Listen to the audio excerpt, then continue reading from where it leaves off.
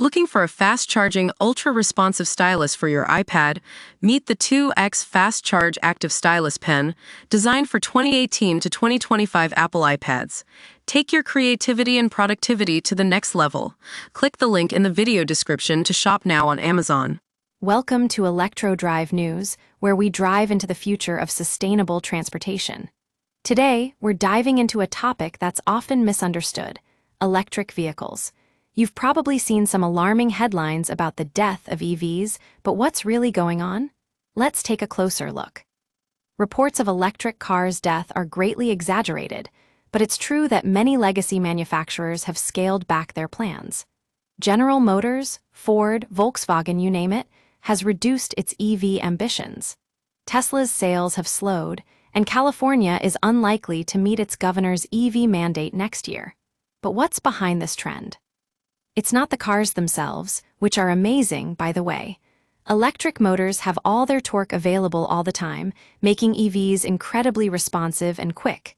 They're quiet and relatively guilt-free. No, it's about charging. According to an Auto Pacific study, 52% of respondents who won't buy an EV said it's because they think charging takes too long. And that's a valid concern.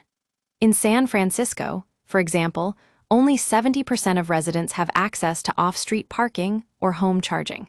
So, many EV drivers are stuck with limited options and expensive public chargers.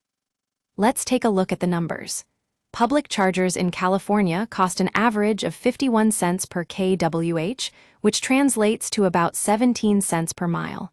Compare that to gasoline, which averages around 19 cents per mile. It's not cheap, folks. The problem is, we're woefully short on chargers. The California Emergency Commission projects that the state needs over 1 million public and shared private chargers by 2030 to meet its zero-emissions vehicle goals. That's almost 10 times what we have now. So, what can be done? We need urgency and investment in charging infrastructure. Governments at all levels need to fast-track permits and utilities to build more chargers. And it's not just about level 2 or level 3 chargers. We need a whole network of options that make EV ownership accessible to everyone. Transportation is our largest contributor to greenhouse gas emissions nationally, and EVs are currently our single best fix. So, let's get charging. We need to build more chargers now, not later. That's the story behind the death of electric cars, a myth that's been greatly exaggerated. It's time to shine some light on the real challenge: building out our charging infrastructure. Thanks for watching Electro Drive News. We'll be back with more on sustainable transportation soon.